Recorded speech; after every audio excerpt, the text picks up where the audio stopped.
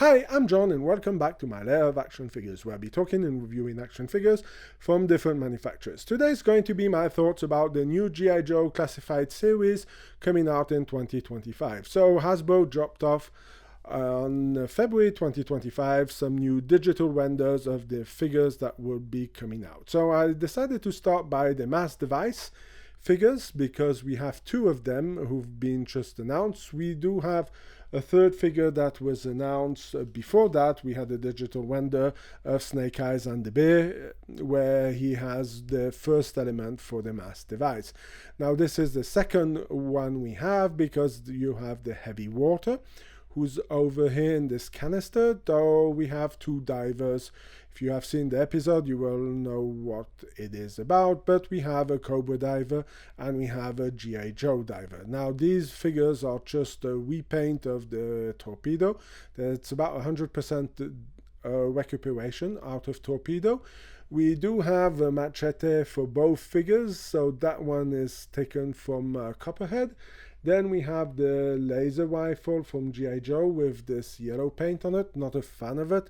Don't remember seeing that in the cartoon. And then afterwards we also have the torpedoes weapon, this kind of M4 or AR-15 rifle with a butt crossed yellow. Don't understand why for they left it. They could have left it all black. Doesn't really make sense.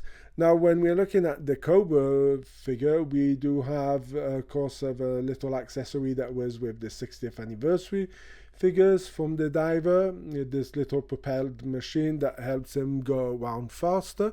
I believe that the G.I. Joe could have had one also. I don't understand why for only Cobra has one, but hey, why not? Then afterwards, if we look closer at also, we have the different heads. So this is also a pure copy of the 60th anniversary figures. Now if we look onto the top, we have also two weapons for Cobra, because of course Hasbro is more generous with Cobra than with G.I. Joe. But let's be honest, these are not the weapons that I would like to see in this set. I would have preferred to see the regular cartoon rifle that Cobra has. Hasbro has already made them, so I don't understand why we did not get it. So this is the repaint of the G.I. Joe weapon from Duke, who's on the bottom. Then the second weapon, it's the horrible weapon 3 set. Can say the 3-pack that were included with the first Gung-Ho. Those weapons are terrible and Hasbro should destroy the mold for it. Also, I'm wondering if they're going to do the Baroness in this version due to the fact that they did it for the 25th anniversary. Let's now talk about the second figure in the mass device vehicle and figures coming out. So this one is going to be Breaker. Everybody was believing, including myself, that this was going to be a retro version of Breaker, but as you can see, it is in the mass series. Of course, it is a pretty interesting figure due to the fact that it takes the retro line design of it, but with some improvements, because as you can see, the tactical vest over there is the one that was given with Grunt Classified. Now, I really like the idea of them upgrading the figure. That works really well for me. I like the fact that we're finally getting a pistol. Silencers a little extra, so why not? Let's take it, but does not make sense to have it on Breaker. Then afterwards we have a knife also, who's a pretty cool accessory. I would have loved to see the laser rifle with this figure. I think Hasbro missed an opportunity to add this laser rifle to this set. Now of course I'm really happy to see that we are finally getting Breaker with his communication backpack. The cable to connect between his helmet and the backpack is really nice to see also over there. The fact that we're getting two head sculpts is really something that Hasbro is very generous about, especially that the bubble gum that you have, this is this little pink thing that he has in his mouth, is more of a comic deep cut than of the cartoon, so that is pretty nice to have it. And as you can see, we have the third element to make the mass device work. As I said, I would have really loved to see that laser rifle added to this figure, because I truly believe it is missing. Now continuing with the G.I. Joe regular classified line, we are getting the AWE Striker vehicle with crankcase. This vehicle looks just amazing. There's a few little pinpoints that I will be pointing out at the end of it that I'm not really fan of, but I mean, we are really getting a lot of stuff. We're getting some ammo crates, we're getting some belts of ammo, we're getting a jerrycan, what I've preferred to have two. We get the missiles for the 84 bazookas, we have a toolkit, we have a lot of gear that comes with crankcase, we have different scarves that go on, we have different headgears, we have goggles. I mean, really looks nice. I like the fact that we are getting a knife also, because let's be honest, knife and pistol really makes a lot of sense. The coffee mug with Yo Joe written on it is a nice little addition.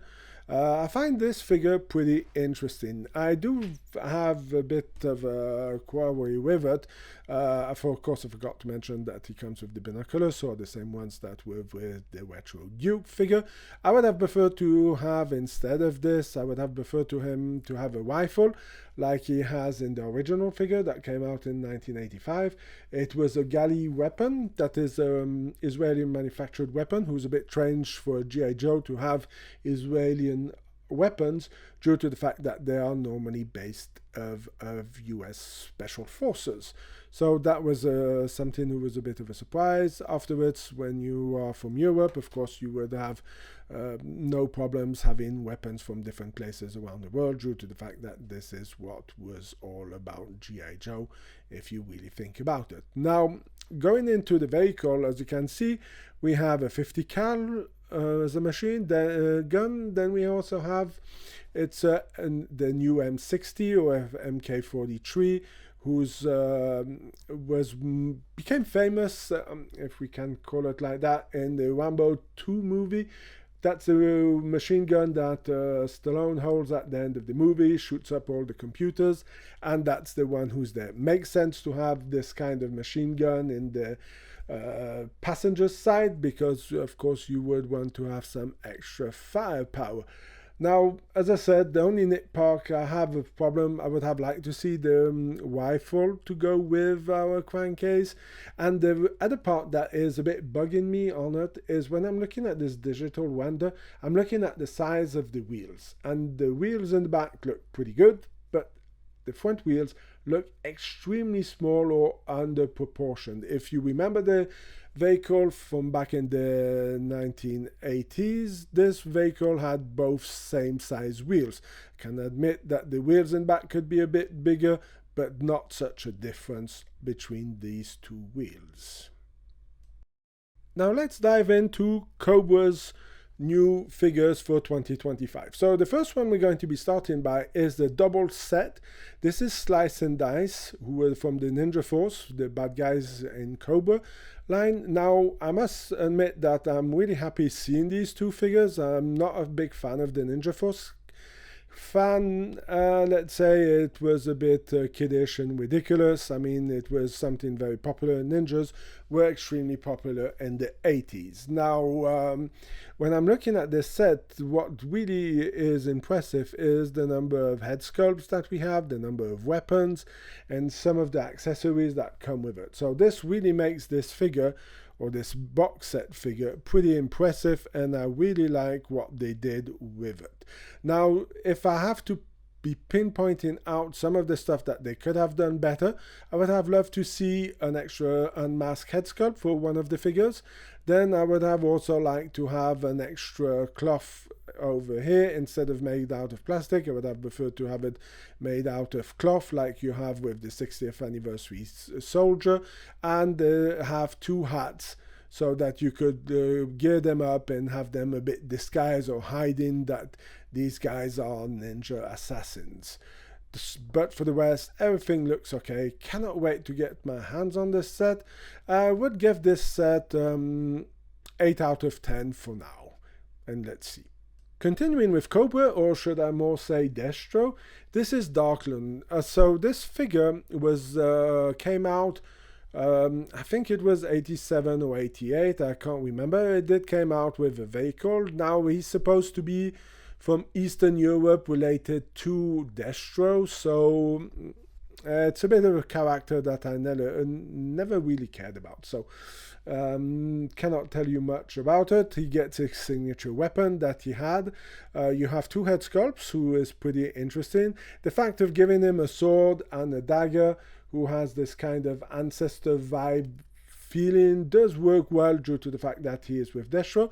Now, having this revolver and no holster doesn't make any sense, but maybe there's a hidden holster behind this figure, but if it doesn't, that's really a shame. So I'm going to give this one an 8 out of 10. Now, for the last part of the retro, the classified line, we are getting a snake armor. Now, sadly, this snake armor will not permit you to put an action figure in there, like the original one who came out in 1984. So that one does have the possibility to put a figure in. It does have a similarity in the design of it, but this one looks pretty interesting anyway. This seems to be more like a battle droid, or a heavier battle droid, who kind of, I don't know if it makes sense, but again, I will have to see this figure in live. Hasbro should be doing a show on the Hasbro Pulse website, or I would say YouTube channel, where I guess they will be presenting most of these items. I guess this was more of a tease to present us with it. Now, I must say, I do like this figure. I would love to see it in hand and see it a bit, how it holds up, and give it a real comparison of sizes with the other G.I. Joe classified figures. Now, I like the accessories that you get with it. You get this kind of crab grab hook, a hand, you get a missile, you get another missile arm that comes in. You have also a flamethrower with the reused parts from Torch, who I don't mind. The thing I don't understand is, why are we getting the grip hands like if he's holding a weapon? This doesn't make any sense due to the fact that there's no weapon. Maybe we don't see it. It's maybe something that will be presented at a later date. So this is something who's a bit weird. I would have left the hands in a more relaxed version, or more kind of a fist version would have made sense also. To use it as a bit like the Dark Troopers from The Mandalorian. So this one's going to be an 8 out of 10 also. I will change this. Now let's have a look at the retro line figures. We have 3 of them coming, and the first one I wanted to do, like I was talking about Cobra, I wanted to talk about the Televiper. So the Televiper will come with 3 heads in total. I like the fact that this one is more based on the cartoon version with the inscription. He has a head-up display in his goggles. This is something that was portrayed in the cartoons. I don't remember reading about that in the comic books, so this is a typical totally cartoon version of him. So why not? It works. The fact of getting 3 heads is interesting, but I'd like to have a bit different impression on the figure's face. Yes, that would have been nice. Now, of course, we can always complain about a lack of weapons, but that does make sense because the figure that came out in 1985 only had the backpack and the little wire that connects his camera to it, and roughly it is mostly the same figure as we got with the Trouble Bubble. Talking about the Trouble Bubble, for the people who don't know, it is again available at Hasbro Pulse website in the US. Sadly, it hasn't been relisted in Europe. I know that my distributor is proposing some, so I'm helping out people. If you're interested, go to the Facebook page. We have more info if you need me to help you order some, and I will be getting some from the US. So let me know if you're interested and tell me about it. Now let's get back into this figure. As you can see, it is a classic figure. Nothing special. The fact of having the 3 heads makes it a bit more interesting. Of course, we get the plate for the figure. Now, something who's missing in this figure is the fist hands. I don't understand why he doesn't have it. This is normally a signature move from Hasbro for every retro figure, is to have those hands as a fist. So that's a bit of a shame. So this is going to be an 8 out of 10. Now going to the retro line of G.I. Joe, we are going to start by CoverGirl. Now, CoverGirl is a very interesting figure due to the fact that this one is not the one who's based on the original figure from the Real American Hero line, because she was red-haired, and also in the comic books, the one with Larry Hama designed at the beginning, she was also red-headed and short hair to match the one that was delivered with the Wolverine tank. So this one here over here does not have the tank. Maybe Hasbro will make it at a later date, but they decided to go with the long blonde hair. This was the version, and the color of the uniform was the one that you found in the cartoon. So that is a bit surprising that they're going that route. I thought that would be more Super 7 line doing it, but hey, why not? Why not give us this kind of figure? Now, of course, there's some reused parts on this figure, because the wench was already there with the original classified version of CoverGirl. But hey, I would have preferred a grayish color or a black color for it than having this kind of teal bluish color. I find it funny that they're giving her a sledgehammer. I would have seen that more with Tool Boot, because that was the weapon that he was given when he came out in 1984 with the Bridge Layer tank. So why not? What I really do find interesting with this figure is that we're getting two different head sculpts. We have a neutral head sculpt and we have a smiley head sculpt with two different kinds of forms of hair and a baseball cap for the other head. So that's pretty nice. If you want to see how interchangeable they work, I just did a video with the Strike team, the Crimson Trust Strike team. The Baroness has this kind of head, so it's easy to see what it's going to give. Of course, here we have the fist, who's not the case with the Retro Viper. Televiper, I mean, so he doesn't get it, but she does get some fists. The pistol seems a bit futuristic, so of course it's the cartoon, and she does have the laser rifle and the plate to put her on, so that works pretty well for me. So I'm going to give this one an 8.5 out of 10. And now finishing by my favorite retro figure that they've announced, this is going to be Flint. For me, this is a 10 out of 10. This figure looks fantastic. Well, let's be nitpicky. I would have maybe liked to see a little dagger or little knife to be put on the figure, but that's really nitpicking. This figure looks exactly like the 1985 version of Flint. On top of it, we're not only getting the fist hands, but we're giving a relaxed hand on one side, a pointing finger. Of course, these hands have been already seen with Cobra Commander, so there's nothing new, but it's really nice seeing that we're getting some extra hands. He comes, of course, with a pistol that goes for the holster. The figure looks exactly like I said, the one from 1985. The backpack looks exactly like the one from 1985. The only thing who's a bit different is the shotgun. The shotgun is itself totally different than the one we got in 1985, but afterwards, hey, why not? It could be a little bit of an upgrade. This does give more a vibe of an older shotgun than something more modern, so this shotgun can work also pretty well. I like the fact that we're getting the plates with these figures. Would have liked to have this little inscription saying who's the name of it, like they did for the 25th anniversaries, but Hasbro seems to be a bit cheap about it. But yeah, this figure looks really, really amazing, and cannot wait to get my hands on it. Of course, I guess the beret comes off as the regular version that came out in the classified series. That's the Tiger Force version, or the regular one he does have coming out. Now, I guess a lot of people who didn't pick up Lady J, because she already came out in retro and in the classified line, might be biting their fingers. But maybe, who knows, maybe Hasbro is going to pull a Lady J cartoon version. So if you missed out on that figure, I guess you can still pick it up if you're in the US. If you're in Europe, that's going to be a bit harder. And I don't think I have any of those Lady J's for sale left either, so I'm sorry I cannot help you due to the fact that the prices have gone up. Anyway, that's going to be it for my thoughts about the new G.I. Joe figures. If you like this kind of video, please leave a like, share, comment in the section. If you have any suggestions, please let me know. Until then, I hope you have a fantastic day, and I hope you see you in my next video. Bye!